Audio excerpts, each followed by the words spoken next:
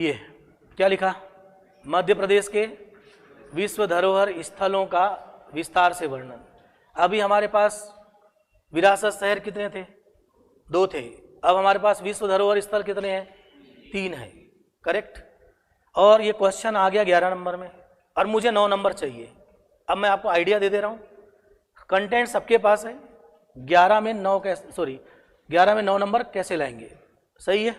चलो पहला काम पूछा, क्या पूछा है, हाँ जी विश्व धरोहर स्थल पूछा है ना, विश्व धरोहर स्थल, ठीक है। अब चूंकि प्रश्न कितने नंबर का है, 11 नंबर का है। ऐसे प्रश्नों पर जहां पर विश्व धरोहर स्थल होता है, मैंने कहा था कि हमारा अप्रोच प्रशासनिक होना चाहिए, एक प्रशासक बनकर सोचना चाहिए, ठीक है। जितने भी हमारे पर्यटन स्थल या विश्व धरोहर स्थल है, इन सब पर जब भी आप लिखें, एक प्रशासनिक अधिकारी बनकर लिखना है और वैसा ही सोचना है। कैसे सोचेंगे कि हमारा ये पर्यटन स्थल अब विश्व की पर्यटन केंद्रों में अपनी पहचान बना सके, जिसके लिए हमने चालू किया है, नाम सुना है, हम अतुल्य भारत के नाम से अपना ऐड करते हैं विश्व में। किस नाम से करते हो, अतुल्य भारत के नाम से ऐड करते हो, करेक्ट। और जब भी कोई हमारे देश में विदेशी पर्यटक आएगा, कौन आएगा, विदेशी पर्यटक, तो उस विदेशी पर्यटक के पास 2 ही जगह है जहाँ पर वो आएगा। पहला, या तो वो किसी न किसी हवाई अड्डे पर आएगा, अरे आएगा कि नहीं, हाँ जी ठीक है, या अगर वो हवाई अड्डे से आ गया है तो अब रेलवे स्टेशन पर यात्रा करेगा रेल से। हमारा काम है उस विदेशी पर्यटक को हमारे विश्व धरोहर स्थल की और पर्यटन स्थलों की जानकारी उसको यहीं पर दे दें। कहाँ पर, हवाई अड्डे पर। यद्यपि वो नेट पर सब सर्च करके आएगा, लेकिन फिर भी हमारा काम है उसको ये बताना कि कौन सा निकटतम हवाई अड्डा उसके पास उपलब्ध है जाने के लिए और कौन सा निकटतम रेलवे स्टेशन है, ठीक है। ये बातें उसको बतानी है, एक रोड मैप के रूप में बताना है, ठीक है। और ये रोड मैप आपका आपके आंसर में चाहिए, सुन लिया आपने, ठीक है। ये आप अपने राडार पर रखिएगा जब भी मध्य प्रदेश के किसी भी पर्यटन स्थल को लिखते हो। यद्यपि मैंने आपको क्वेश्चन इसी तरीके से पूछा था, एक याद है आपको, ये वाला, निम्न पर्यटन स्थलों की हाँ भौगोलिक स्थिति और क्या पूछा था, पहुंच मार्ग, जानबूझ के पूछा ताकि आप अपने आंसर में उसको इंक्लूड कर पाए, नहीं पूछना चाहिए था, ठीक है। अब अगर आपको किसी भी पर्यटन स्थल के बारे में पूछा जाएगा तो ये 4 चीजें लिखना है, मुख्यतः ध्यान रखना है। पहला, उसकी भौगोलिक स्थिति कहाँ पर है, कौन से पर्वत पर है कि कोई मैदान में है, कोई झील में है, कहाँ पर है। उसके पहुंचने का मार्ग आपके पास क्या होगा, उसमें कौन कौन सा दर्शनीय स्थल है और उसका क्या ऐतिहासिक महत्व है। 4 चीजों को आधार बनाकर ही सबको तैयार करना चाहिए, याद रहे। चलो आगे बढ़ें, पहले इनकी बात कर लें, ये जिनको हमको तैयार करना है, कैसे इसको लिखें ताकि हमारे नंबर बहुत अच्छे आए। पहला काम, चूंकि ये विश्व धरोहर स्थल है तो हमारा पहला काम होना चाहिए कि यूएनओ की एक एजेंसी है जिसका नाम है यूनेस्को। कौन है भाई, यूनेस्को है ना। और यूएनओ की एक एजेंसी अंतर्राष्ट्रीय शांति और सुरक्षा के लिए काम करती है, अंतर्राष्ट्रीय शांति सुरक्षा के लिए काम करती है। अंतर्राष्ट्रीय शांति और सुरक्षा के लिए केवल हम बल प्रयोग से अंतर्राष्ट्रीय शांति सुरक्षा नहीं ला सकते, बल्कि मानव की सभी गतिविधियों को संतुष्ट करना पड़ेगा। इसलिए हमने यूनेस्को के माध्यम से विश्व के कुछ स्थल जो प्राकृतिक हैं और कुछ कैसे हैं, सांस्कृतिक है, उनको किस में कन्वर्ट किया, विश्व धरोहर स्थल में कन्वर्ट कर दिया, ठीक है।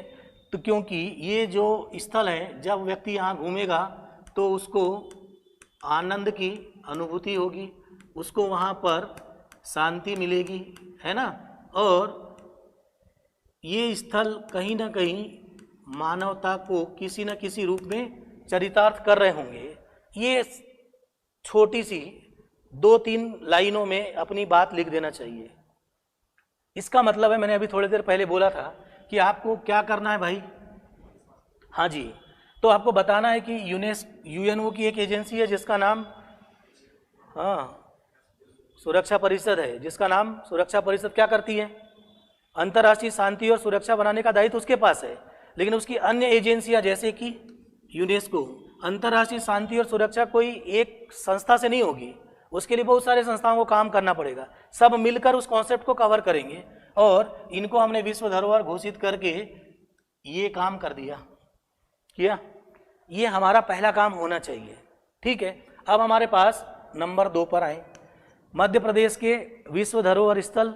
अच्छी बात है कि आप एक छोटी सी सारणी बनाकर, छोटी सी सारणी है ना, ताकि उसका ध्यान वहाँ पर जाए, ऐसा मान लीजिएगा, है ना। एक छोटी सी क्या बनाए, सारणी बना दें और उस सारणी में विश्व धरोहर स्थल के नाम जो आप लिखते समय बार बार रिपीट करते हो ना, स्थल का क्या आ गया, नाम आ गया, दूसरा कब वो घोषित हुआ, है ना, किस मध्य प्रदेश के जिले में है, और किसी भी रेलवे स्टेशन या हवाई अड्डे से कोई को भी एक टारगेट कर लो। हमने कह दिया कि भोपाल से, चूंकि ये तीनों भोपाल से इनकी दूरी कितनी है, ये हमने एक रोड में बता दिया। अब हमारा पहला स्थल कौन था, अरे कौन है भाई, पहला खजुराहो है। खजुराहो को आपने कब घोषित किया, 86 में घोषित किया। फिर दूसरा नंबर पर सांची है, सांची को हमने 89 में घोषित किया। और तीसरा नंबर में भीमबेटका है ना, भीमबेटका को हमने 2003 में घोषित किया। कौन कौन से जिले में, उनके नाम लिखो, कितनी दूरी है। लिखते समय बचाओ अपने आप को, क्या लिखोगे, लगभग लिख दोगे, ध्यान से देखो, सही है। अब हमने पहले नंबर पर क्या अप्रोच है वो बताया, दूसरे नंबर पर ये बना दिया। अब आते हैं कि एक छोटी सी सारणी में हमने जो चीज़ें दिखाना चाहिए कम से कम ये रिपीट करते हैं हम, अब नहीं करेंगे, है ना। अब हमारे पास पहला नंबर कौन है भाई, खजुराहो है। ठीक, जब आप इसको बताते हो, अब अच्छी बात होगी कि यहाँ पर हम एक मध्य प्रदेश का छोटा सा क्या बना लें, छोटा सा मैप बना लें, और उस मैप में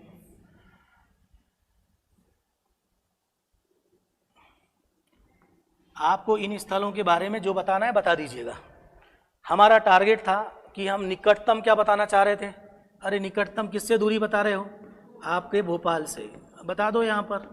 ठीक है, उन तीनों के नाम लिख दो।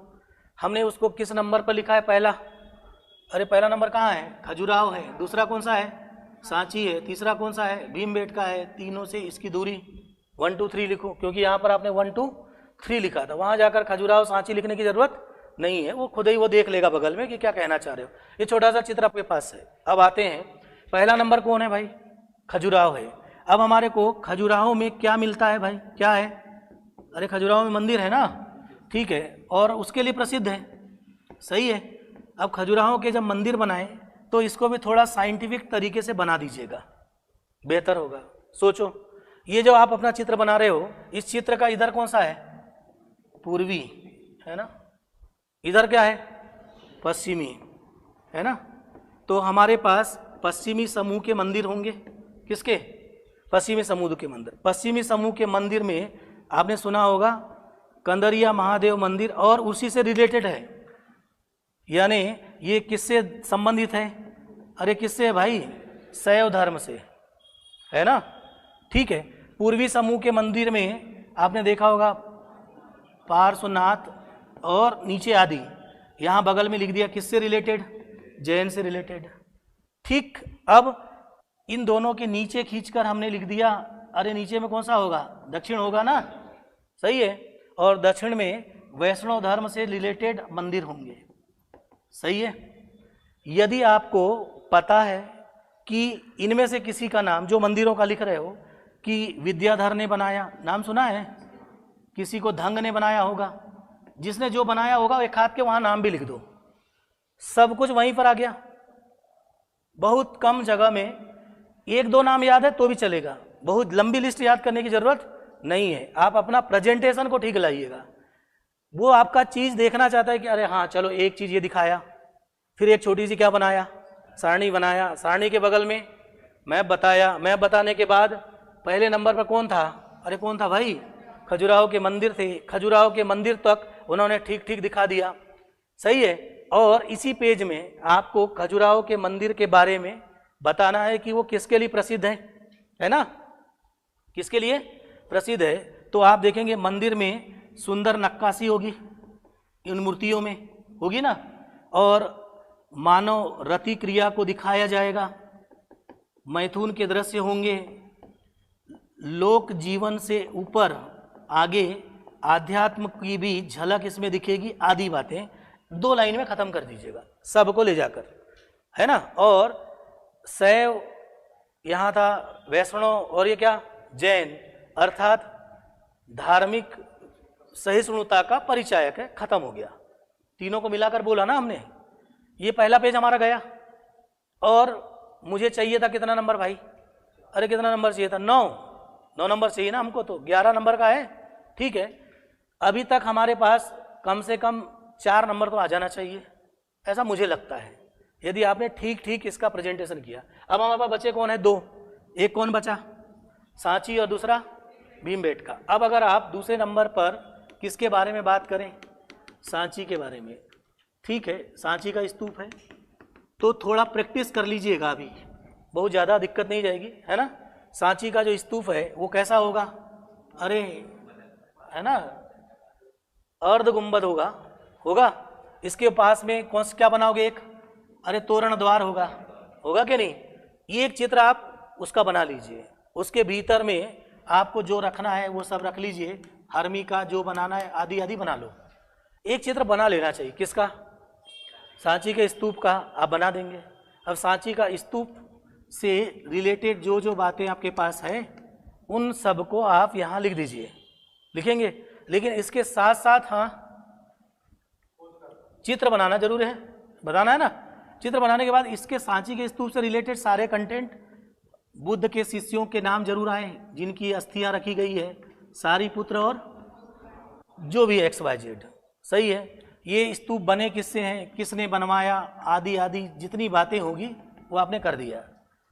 इनके तक पहुंचने का मार्ग, ये कब विश्व विरासत स्थल बने, तमाम बातें आप पहले ही क्या कर चुके हो, लिख चुके हो। तो अब आपको केवल इनसे रिलेटेड जो महत्वपूर्ण बातें हैं उन्हीं को लिखेंगे, ठीक है।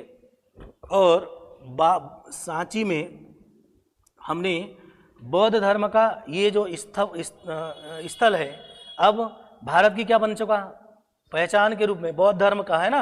और आपको पता होगा, मैंने कभी एक बार और कनिष्क को बताते समय बोला था कि हम बौद्ध धर्म का अब किसके रूप में यूज़ करते हैं, अरे कूटनीति के रूप में यूज़ करते हैं, याद है। हाँ, अगर हम चीन जाएंगे, जापान जाएंगे तो उनके बौद्ध स्थल पर जाएंगे, और इवन हम वहाँ के लोगों को भी अपने यहाँ बुलाते हैं। जैसे नालंदा, नाम सुना होगा, नालंदा में बुलाते हैं, सांची में बुलाएंगे कि नहीं। और प्रयास करेंगे कि ये हमारे लिए अब हमारी कूटनीति का पार्ट बने।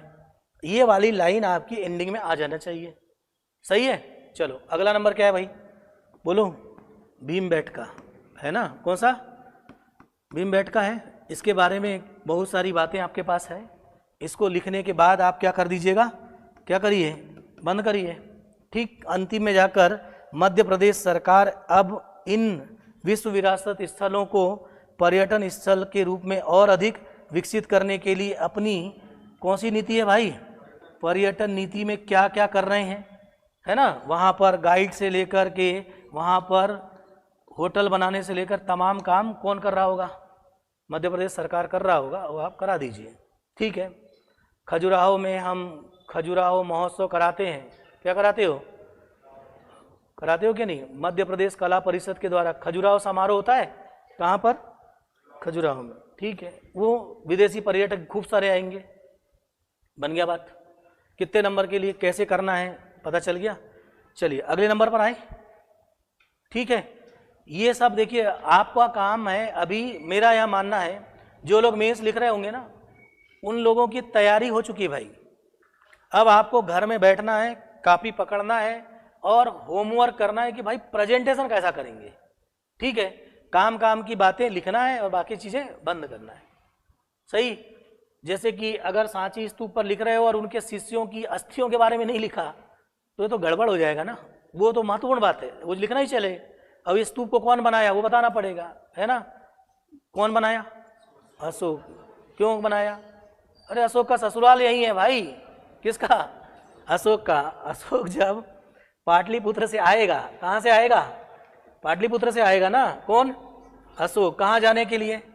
उज्जैनी जाने के लिए। तो रास्ते में तो यहीं रुकेगा ना, रुकेगा कि नहीं? तो जहाँ रुकेगा वहाँ ससुराल और फिर वहीं पर सब बनाना है। ठीक है, ऐसा थोड़ा प्रैक्टिकली भी सोचिए। ठीक है, कोई भी आदमी कहाँ ज़्यादातर चीज़ें ससुराल में बनाता है कि नहीं? बना दिया उसने। चलो आगे बढ़े। जी हाँ, कुछ थोड़ा बहुत आप लोगों को मेरी बातों का फायदा वायदा होता है कि नहीं? होता होगा तो बताइए, नहीं तो फिर मैं कुछ और चेंज करूं, है ना। प्रयास करेंगे अच्छा करने का। ठीक है, चलो।